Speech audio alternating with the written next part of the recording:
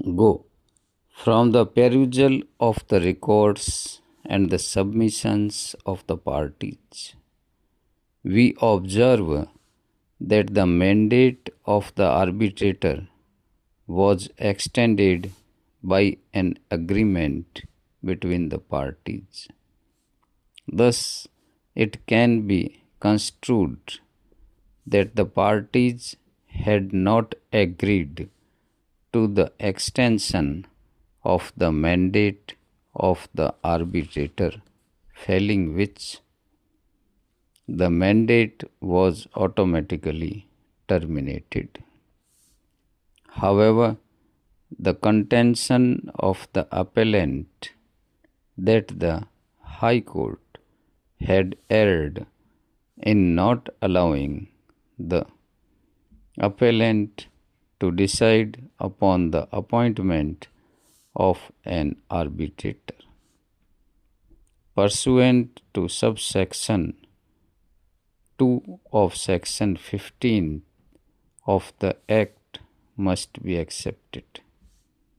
In this connection, it would be appropriate to refer to the relevant portion of the impugned judgment of the High Court, which gives an elaborate observation on the above mentioned issue raised by the appellant.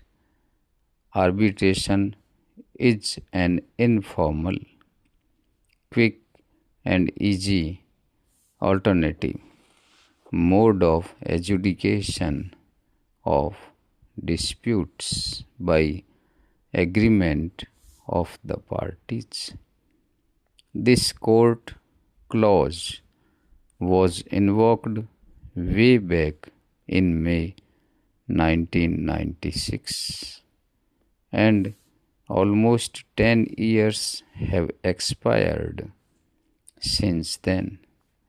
The appointment of successive arbitrator by the chairman cum managing director of the respondent has only resulted in delay.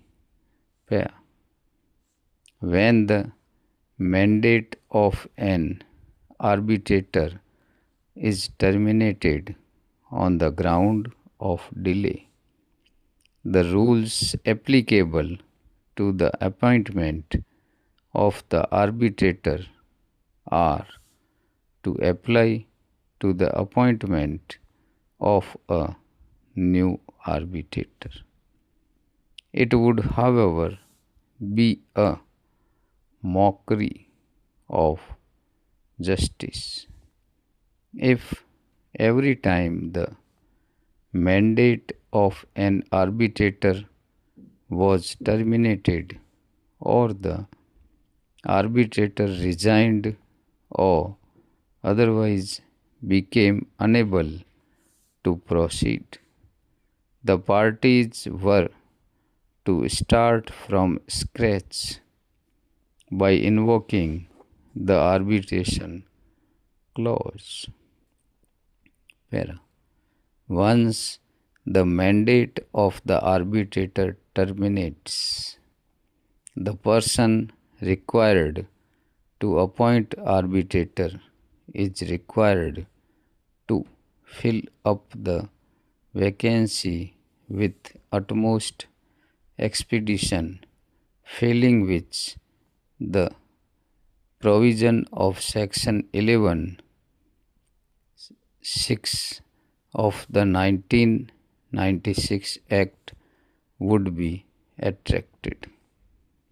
In the instant case, as per the arbitration agreement, the chairman cum managing director was required to appoint a new arbitrator.